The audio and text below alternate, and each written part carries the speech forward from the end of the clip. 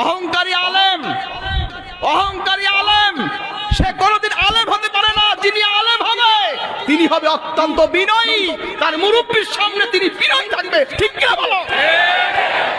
আলেম অহংকারী হবে না, তার বসার মধ্যে, তার চলার মধ্যে, তার কথার মধ্যে থাকবে আদব।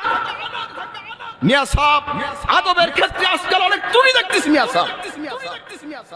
এজন্যই আমার হুজুর মনে অনেক কষ্ট।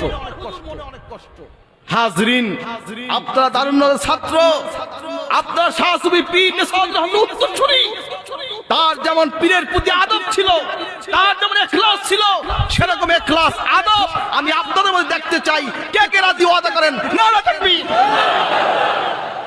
মিয়া সাহেব এলেম থাকলে সে বড় আলেম হয় না, যদি আমল না থাকে, দরুদ শরীফ না থাকে, মুরাকাবা না থাকে, জিকির না থাকে,